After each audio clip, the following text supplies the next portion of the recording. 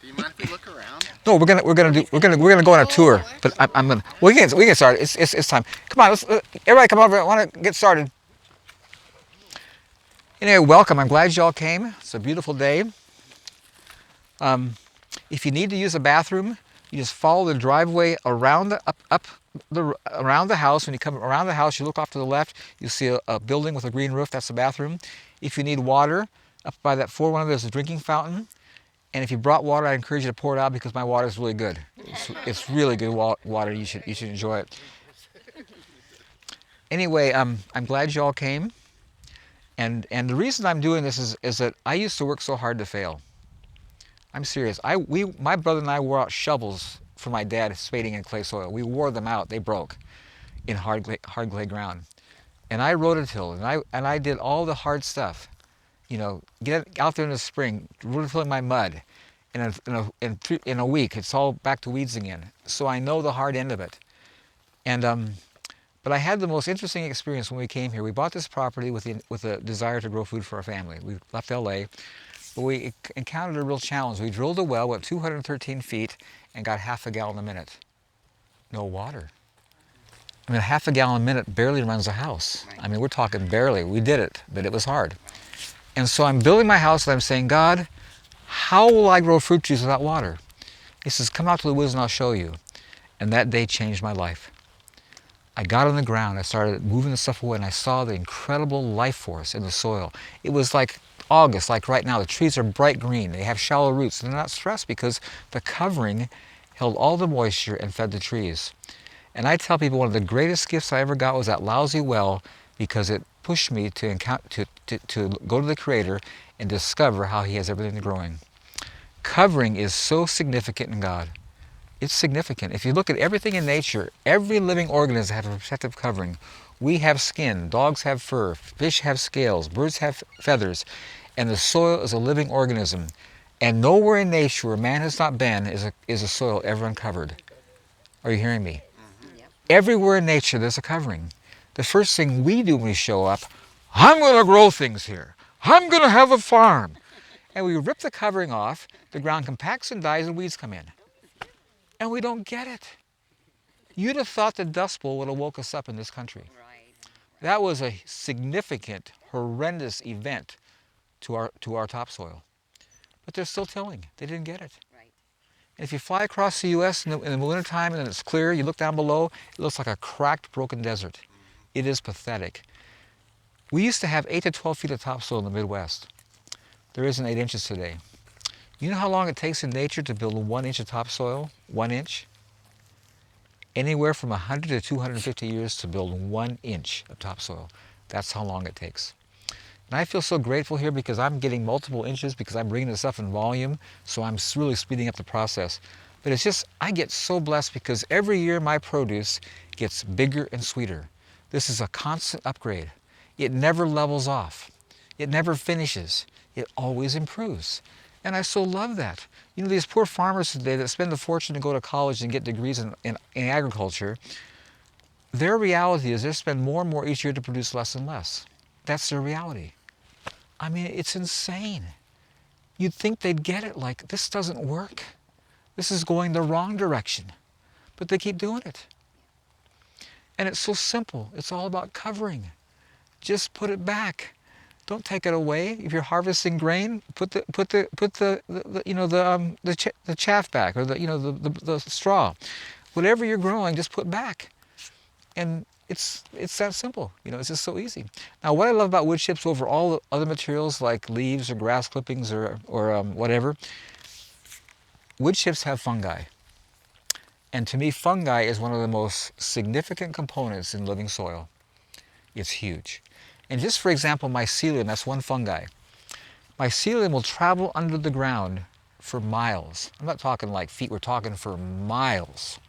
And when plant roots attach to that fungi, that mycelium, they access the life force that's spread out for miles. It's huge. I mean, it is amazing, the design the Creator put in nature, you know.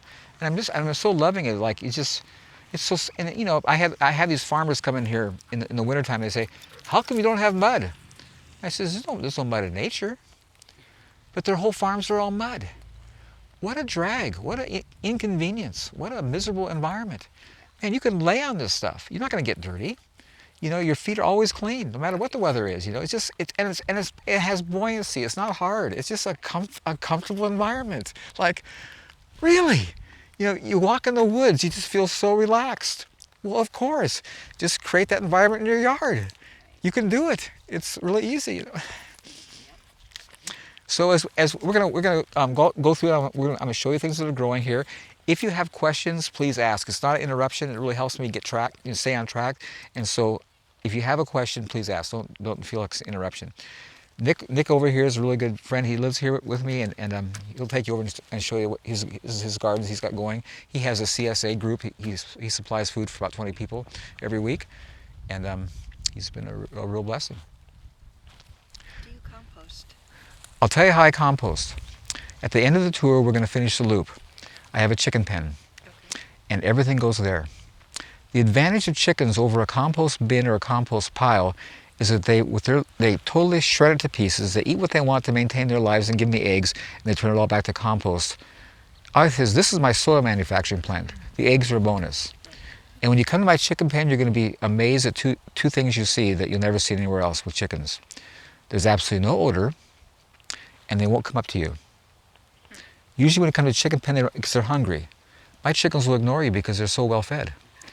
And when you stand there, there's absolutely no odor. You can't smell anything because the manure is so homogenized in all the yard waste that it's not there. And see, the chickens solve all my issues with all my waste. All my weeds, all my expired plants, all the ashes from the stove, in the house that goes bad, all go to the chickens that eat it if they want to, and the rest turn back to compost. So that's where the loop is. Everything ends up there. And then my challenge is, this issue of abundance can be a real challenge. If you look at my trees, you've never seen fruit trees that are so open, so little foliage. You know why I prune them that way? I'm trying to reduce the amount of fruit I get.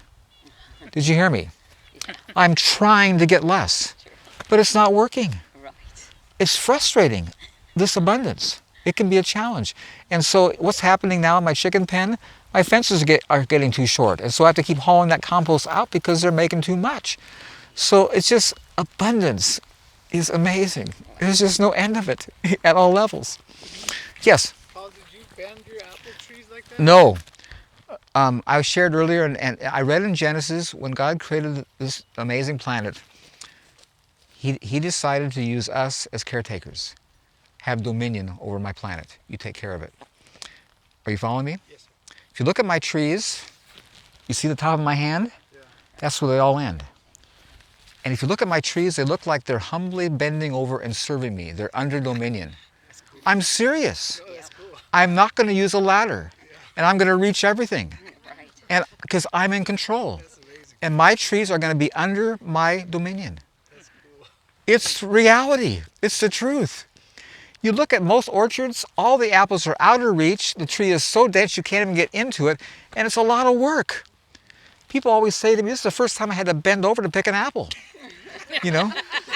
I'm serious. Everything is right within reach. And many times you have to bend over to get it because it's so low to the ground, you know.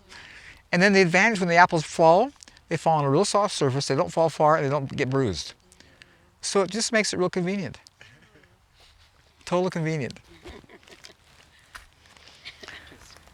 Okay, so head on over there with Nick, and then I'll just meet you over here at this end, and then we'll continue. You see these two new trees in my orchard? Yeah. That's different. It's not in the orchard, it's in the parking area, but you know what those are? Those are Cosmic Crisp.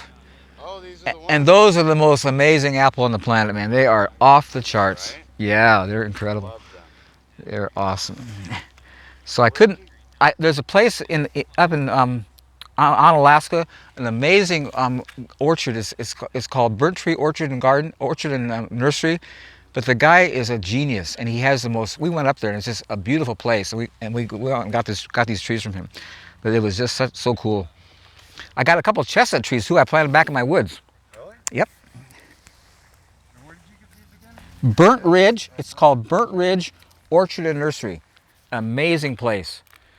He really has a great variety of fruit trees, and they're really healthy and well.